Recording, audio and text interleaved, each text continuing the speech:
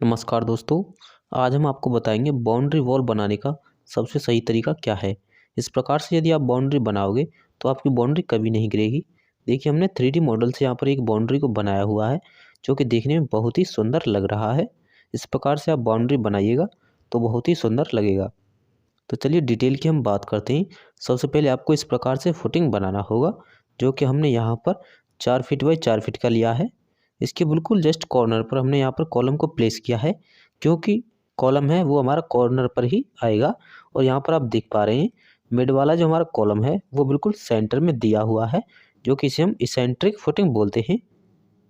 Boundary wall में हमेशा eccentric footing ही दी जाती है, क्योंकि बाउंड्री वॉल हम अपने प्लॉट एरिया में ही बनाते हैं।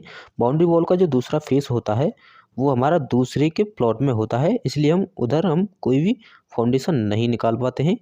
इसलिए हम जितना भी फाउंडेशन होगा उसे हम इसेंट्रिक फुटिंग बनाएंगे और अपने ही प्लॉट में उसे रखेंगे। कभी दूसरा प्लॉट वाला बाउंड्री करेगा और फाउंडेशन की खुदाई करेगा तो हमारी बाउंड्री को कोई भी नुकसान नहीं हो।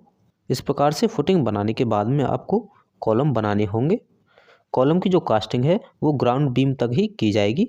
ग्राउंड बीम तक कास्टिंग करने के बाद में यहाँ पर हमारा ग्राउंड बीम दिया गया है, जिसकी जो विड्थ है वो 9 इंची है और इसकी जो डेप्थ है वो भी हमारे यहाँ पर 9 इंची दी हुई है। और 9 इंच बाई 9 इंच के ही हमारे यहाँ पर कॉलम बनाए गए हैं। ये जो बाउंड्री की जो हाइट है यहाँ पर आप देख पा रहे हैं, जो ब्रिक वर्क किया गया है ये यहाँ पर 5 फीट किया गया है। और इसके जस्ट ऊपर ही हमने ब्रिक वर्क करने के बाद में यहाँ पर कंक्रीट का जो सील बैंड दिया हुआ है, जिसकी जो विड्थ है वो 9 इंच है और इसकी जो डेप्थ है वो यहाँ पर 4 इंची रखी गई है।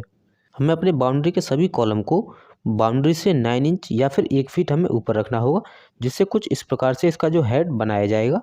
इसका जो हेड बनाने में 2 इंच की हमें 2 पट्टियाँ बनानी होंगी, जिससे देखने में बाउंड्री और ही सुंदर लगने वाली है। आप इस 3D मॉडल में देख पा रहे हैं कि दूर से देखने पर बाउंड्री कितना सुंदर दिख रहा है।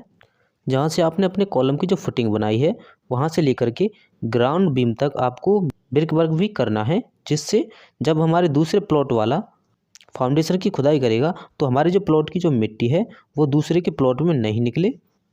यहाँ पर आप देख पा रहे हैं हमारे जितने भी आरसीसी मेंबर हैं उनकी जो विड्थ है वो 9 इंच रखी गई है और जो ब्रिक वर्क किया गया है वो हमने यहाँ पर 4 इंची का रखा गया है।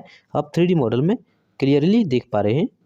कुछ लोग कुछ गलतियाँ करते हैं, जैसे कि ग्राउंड बीम की जगह पर यहाँ पर सिर्फ DPC दे करके ही ब्रिक वर्क करा देते हैं, जिससे नुकसान ये होता है कि कुछ दिनों के बाद या फिर बारिश के मौसम में हमारी बाउंड्री क्रैक हो जाती है और धीरे धीरे गिरने लगती है, जिससे हमारा पूरा पैसा बर्बाद हो जाता है।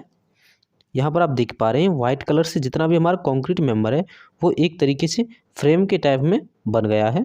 यदि इस प्रकार से आप ब्रिक वर्क कराएंगे बाउंड्री का फ्रेम बनवा करके तो आपकी बाउंड्री कभी नहीं गिरेगी और बहुत ही लंबे समय तक चलेगी। आपको अच्छे से समझ में आए इसलिए हमने यहाँ पर एक 3D मॉडल बनाया है, जो कि आप यहाँ पर स्क्रीन पर देख पा रहे हैं।